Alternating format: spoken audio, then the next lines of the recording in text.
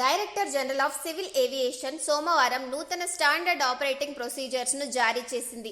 Flight service 3 గంటల కంటే ఎక్కువ సమయం ఆలస్యమైతే ఆ విమానాన్ని ఎయిర్లైన్స్ సంస్థ రద్దు చేసేందుకు డీజీసీఏ వీలు కల్పించింది. వాతావరణ పరిస్థితులు అనుకూలించకపోతే ముందస్తుగానే రద్దు చేసుకోవచ్చని స్పష్టం చేసింది.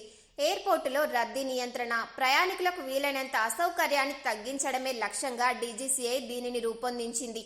అయితే విమానం రద్దయితే ఎయిర్పోర్టుల్లో ప్రయాణికులకు భద్రత కల్పించాల్సి ఉంటుందని స్పష్టం చేసింది. ముఖ్యంగా బోర్డింగ్ల తిరస్కరణ, విమానాల రద్దు, ముందస్తు సమాచారం లేని ఆలస్యం వంటి సందర్భాల్లోనూ ప్రయాణికులకు సౌకర్యాలు కల్పించాల్సి ఉంటుందని అధికారిక ప్రకటనలో పేర్కొంది. ఈ కొత్త మార్గదర్శకాలలో భాగంగా విమాన టికెట్లపై సివిల్ ఏవియేషన్ రిక్వైర్మెంట్స్ ని ముద్రిస్తారు. ఈ మార్గదర్శకాలను విమానయాన సంస్థలు తప్పకుండా పాటించాల్సి ఉంటుంది. అయితే అసాధారణ పరిస్థితుల్లో మాత్రమే సిఏఆర్ నుంచి మినహాయింపు ఉంటుంది.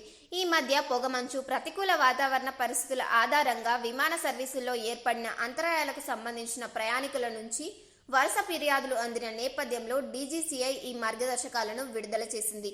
విమానయాన సంస్థలన్నీ విమానాల ఆలస్యానికి సంబంధించిన సమాచారాన్ని నిర్దిష్ట సమయంతో సహా ప్రయాణికులకు తెలియజేయాలి. ఎయిర్పోర్ట్లలోని ఎయిర్లైన్ సిబ్బంది ప్రయాణికుల పట్ల ఓపికగా నడుచుకోవాలి. విమానాల ఆలస్యానికి సంబంధించిన సమాచారాన్ని అర్థమయ్యేలా వివరించాలి. ఆలస్యానికి సంబంధించిన సమాచారాన్ని ఎప్పటికప్పుడు ప్రయాణికులకు తెలియజేస్తూ ఉండాలి. అధికారిక వెబ్సైట్, బాధిత ప్రయాణికులకు మెసేజ్ లేదా వాట్సాప్, ఈమెయిల్, ఇతర నోటిఫికేషన్ల ద్వారా ముందస్తుగా సమాచారాన్ని అందించాలి.